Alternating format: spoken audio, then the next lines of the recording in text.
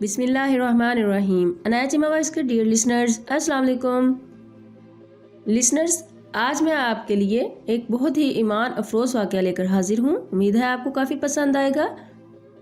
تو واقعہ سٹارٹ کرنے سے پہلے میرے چینل کو سبسکرائب کر لیں اور ساتھ لگے بیل کے بٹن کو پریس کر لیں تاکہ میری ہر نئی آنے والی ویڈیو کا نوٹیفیکیشن آپ کو ملتا رہے۔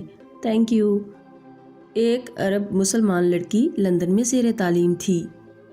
ایک دن وہ اپنی سہیلی کے ہاں کسی تقریب میں گئی۔ کوشش کے باوجود وہ وہاں سے جلدی نہ نکل سکی۔ جب وہ اس فنکشن سے فارغ ہو کر نکلی تو رات کافی ہو چکی تھی۔ اس کا گھر دور تھا۔ گھر جلدی پہنچنے کا ذریعہ زیر زمین چلنے والی ٹرین تھی، لیکن وہ ٹرین سے سفر کرنے سے کچھ خوف محسوس کر رہی تھی، کیونکہ برطانیہ میں اکثر رات کے وقت ٹرینوں اور اسٹیشنوں پر بہت سے جرائم پیشہ اور نشہ میں دھت افراد ملتے ہیں۔ آئے روز ٹی وی چینلز اور اخبارات میں یہاں ہونے والی وارداتوں کا تذکرہ موجود ہوتا ہے۔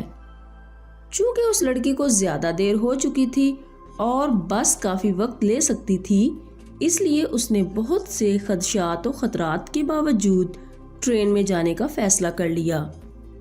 یہ بات پیش نظر رہے کہ یہ لڑکی دیندار نہیں تھی، بلکہ بہت زیادہ آزاد خیال اور لبرل تھی۔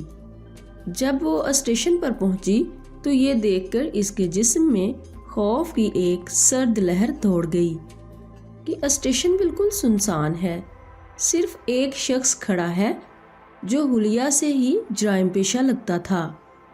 وہ انتہائی خوف زدہ ہو گئی۔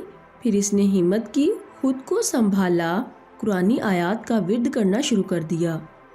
اسے جو کچھ زبانی یاد تھا، جسے ایک عرصے سے وہ بھولی ہوئی تھی، سب کچھ پڑھ ڈالا۔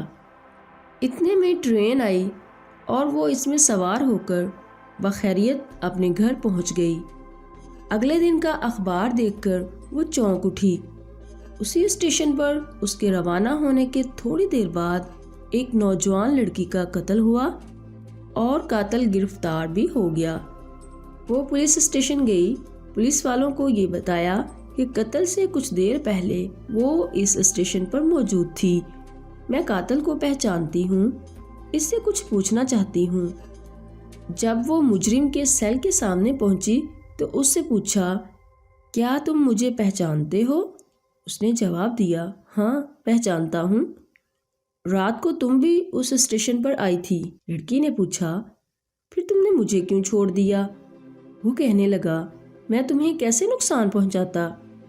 تمہارے پیچھے تو 2 انتہائی صحت مند اور قدآور باڈی گارڈ تھے۔ یہ سن کر لڑکی حیران ہو گئی۔ اسے یقین ہو گیا کہ قرآن کی آیتوں کا ورد کرنے کی وجہ سے اللہ کی طرف سے اس کی حفاظت کی گئی۔ وہ واپسی پہ اللہ کے تشکر اور احسان مندی کے جذبات سے مغلوب تھی۔ اللہ کی مدد اور نصرت پر اس کا بھروسہ مزید بڑھ گیا تھا۔